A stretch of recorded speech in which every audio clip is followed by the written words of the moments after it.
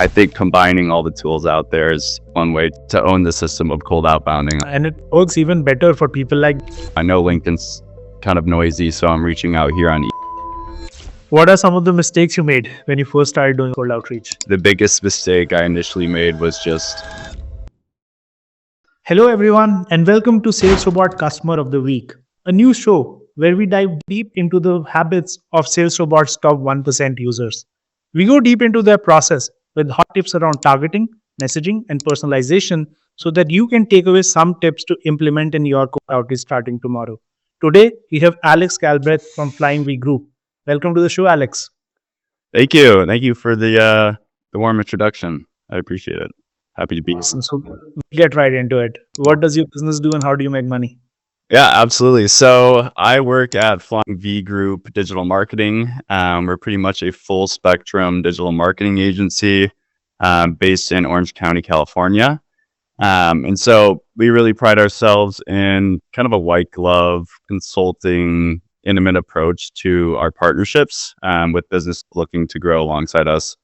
And so, yeah, we have a pretty deep expertise in PPC, SEO, social media marketing, and I guess as it relates to this call, kind of the cold outbound lead generation stuff. So I myself, I run what we coin the migration lead generation service, and it's pretty much a combination of cold LinkedIn outbound and cold email outbound at scale. So I also play a kind of a support role in our operations department, but yeah, that's just kind of a brief introduction.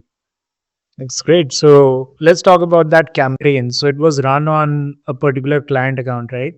Yeah. Yep. Do you Correct. remember what the campaign was about? Yeah. So this campaign was for one of our clients, and they are a merchant services provider that offers payment processing solutions across various industries. But the way they kind of differentiate is through kind of the high risk verticals. And so the thought process, we used the LinkedIn campaign for the chief growth officer, and we wanted to not really spam the inbox with hard sell messages, but rather just kind of wanted to be polite, introduce her role and kind of just establish ourselves into a position of caring about that person, the company they work at, the role they're in, goals, and then kind of trying to push for a synergy and explain how we can support each other.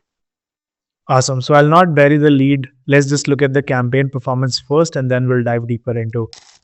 Pretty good, right? Like 36 replies, 41% response rate. Yeah, not too shabby. Yeah, absolutely. Awesome. So can you tell me a little bit more about the targeting? Who were you going after with this one? Yeah, so like all of our clients, we're kind of at the discretion of their targeting needs. And so they were really pushing the high risk verticals, which typically just involves industries that have a little bit higher of a level of risk, and whether it's financial, operational, reputation, stuff like that. And so some of the verticals we targeted were travel and tourism. We try to target CBD, technology, all sorts of companies. I don't think the industry was something we were, narrowing down too much. We kind of just wanted to, since it's at scale, kind of cast a wide net. So generally we try to aim for established companies, headcount at least above 10, top level executive decision makers.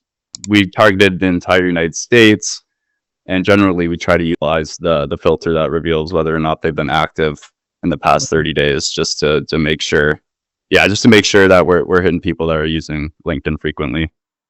Yeah, I mean this is an open secret, but it's crazy how so many people still don't use this filter. Mm-hmm. Like you're wasting so much of your outreach if you're just reaching out to people who never log in, right? Exactly. And I think also sometimes, if you're going too narrow into the filters, that audience size might be a little bit smaller with who's active. So sometimes you kind of have to broaden the scope. And then once you apply that filter, I still think you have a much higher chance of, getting a response. Yep, absolutely. So let's dive deeper into the actual messaging because this is the real secret sauce, right? So yeah, Talk to me about this message. Yeah. I know, as I briefly mentioned, the way we start off is we really want to stay kind of far away from just immediately selling early on in the sequence. So in our connection request, we simply shouted out that, hey, notice they worked at, the company that they're in. We expressed an interest to connect and network, right? So not trying to sell any merchant services quite yet. And so, from there, we added a trigger to see, we're going to view their profile after some time. If they accept our request, the next message was sent, which is more of an introduction. So from there, I think the rest of the sequencing was really about trying to hit on, since it's very kind of a niche service they're going after, right? It's hitting on those, payment processing pain points, kind of addressing high risk verticals, offering support, stuff like that. So, and it obviously throughout the sequence, we also like to take the approach of kind of providing resources. So I think in one of the messages, we're providing a link to an article that, we were like, hey, you might find this useful since you're in this industry and stuff like that. And so, yeah, this worked really well. And we also included a lot of follow up. I think this was it 9 or 10 message sequence. It was on the longer side of what we typically produce. I think it's worth, even just adding a message. I know this one's really long, but adding just messages that would kind of bump the conversation to the top of the inbox. And so that was kind of the strategy we used there. No, I actually love the structure because what you're doing is a mix of like hard sell. Obviously, you're going for the hard sell somewhere, like this one, for example, step number 5. But then you're softening it up with being a resource as well. So this whole sequence is like a mix of the best of both worlds, right? Because the people who want to get educated and understand what you can do, they can obviously go through that link, understand, and then make their own mind up about when they want to get in touch with. Or people who want to do that can do it right away. Yeah. Yep. It's about staying top of mind. So when the time does come, you're like, oh, I remember I got 15 messages on LinkedIn. I guess I'll go to her. Yeah. Now I am started looking at these messages almost like ads. It's crazy because it's about recall, right? If you see an ad like 10 times, you're like, let me check out Goat Payments, right? So essentially, each message is like an ad for Goat Payments. So even if she got a great reply rate, it's like a 41% reply rate. It means like 59% people never replied, but they did see the messages. Exactly. Right? Yep. One day or another, if they actually have a need, might just turn up. And we'll be there. We'll still be everything in by that day. Awesome. So let's look at some of the replies. I want to see what actually came out of this. I think this one was merchant services US active. Let's see some of the replies and see what really happened. Yeah. Okay. So this person says email. So that's great, right? Like there's some degree of interest from a pure collaborative message. Yeah. That's great. Yeah. Okay, and then this seems like a good, even after they moved, see, like this is what I'm talking about, like this being ads. I moved over to Mobius Pay in late May of this year, and your company just came up to reach out to see about getting any deal, like one way or the other, it's about collaborating. So, absolutely. Which is what LinkedIn is for. Yeah, exactly. Collaborating, not selling, but a little bit of selling. Awesome. So let's wait for this to load and then we can look at some of the other messages.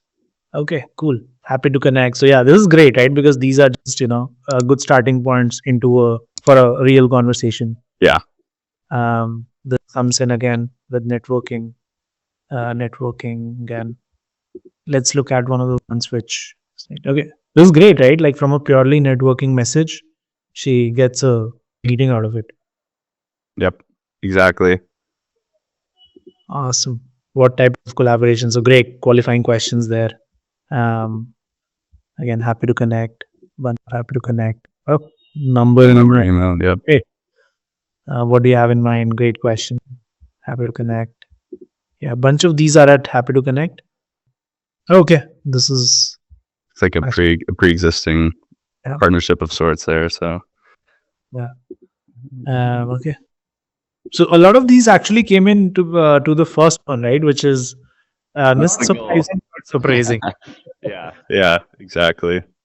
Yeah, so this is the mindset that I have, right? Like I was actually talking to somebody who's great at LinkedIn, and he was telling me the right mental model to look at LinkedIn is to look at it like a networking event, right? Like a virtual networking event that's on 24/7. So don't say anything that you wouldn't say when you're walking up to a person at a networking event, right? You would never go up Totally. to somebody at a networking event and be like, "Hey, would you buy my course on sales prospecting or software on sales prospecting?" No, you Yeah. wouldn't, right? You would just try to start a conversation and see if it goes somewhere, right? So, Yeah. Yep, exactly. And that's the awesome. goal. I feel like a lot of the times when we do have leads come in, especially through LinkedIn, it's usually after, the first message or the first two messages. But yeah, I mean, I guess the rest of the sequence is more so just a play on staying top of mind. So Yeah, I mean, it's a yeah. mixture of like staying relevant and Mhm. staying collaborative. So it's interesting. Yeah. Awesome. So that brings me to my next question. What are some of the mistakes you made when you first started doing cold outreach? Yeah. So man, when I first started, just for some context, I graduated college this past May, and when I first started here at Flying V Group, I was tasked with kind of building out the migration lead generation system, so the LinkedIn stuff and the email stuff. And when I first started, that's when ChatGPT, just become relevant. And so I think the biggest mistake I initially made was just a sole reliance on AI and ChatGPT, um, especially for the messaging and just copywriting in general. Yeah. But I think now, especially now, it's just so obvious to identify the language and tonality Mm. associated with, the AI prompts and stuff like that. So yeah, I think just not sending super long paragraphs of text in either your LinkedIn or email. Don't use GPT. Keep it short and sweet. And one of the ways I kind of like to think about it is if you're sending a text message. So kind of similar to what you were saying about networking, Mm. almost sound like you're texting someone. Make it sound. I don't like to sound super formal. I think casual is the way to go. Yeah. Um, but yeah, almost as if you're in a rush. So I Yeah. guess, yeah, I think just not using the slow reliance on AI and GPT to develop scripts, and I also think it's worth the extra time to hone in the messaging and kind of put the work in yourself to add the personal touch. Yeah, no, I hear you. I mean, I heard this from another, outreach expert. He said, I actually have the mindset that I'm just getting really late to catch a bus. And what would I write then? I just write, Yeah, right? And I read yeah, it backward to myself. Like, if it doesn't sound like that, if it looks like I took the time to write it, then it's not going to perform. And yeah, so crazy how that just works because you're like, they get that casual vibe. Yeah, this guy's just texting me. This is not coming from an automation tool or coming from a GPT. So, I mean, people can smell that. yeah, totally, totally. Awesome. So, on to my final question. What are some of the things you're excited about trying to improve your cold outreach process? Yeah, I like to think that we're on kind of the brink of innovation here at Flying V Group. So I one of the things I look forward to is kind of just testing the new technology and the features that get introduced to the cold outbounding world. So I don't know what that'll be quite yet, but I think, the more features, the more robust you can kind of build out your system for a cold outreach campaign. I think another thing for Flying V Group specifically is kind of working to develop almost an ecosystem for our cold outbounding. So we already retarget the connections we generate on LinkedIn Mm. through a cold email outbound that kind of hits on, hey, the subject line's like, great to connect with you on LinkedIn. I know LinkedIn's kind of noisy, so I'm reaching out here on email to reach out for whatever reason, right? So I think retargeting those emails, is great, but I also think you can then take those connections and those emails and retarget them into various ad channels. And so I think that's kind of the ultimate means to stay top of mind and create the ecosystem, because it's almost a subconscious strategy when someone gets a Yeah. LinkedIn message and then they get your email, and then the next thing they're scrolling Facebook and they get your ad, right? So I think kind of just combining all the tools out there is one way to kind of to own the system of cold outbounding, honestly.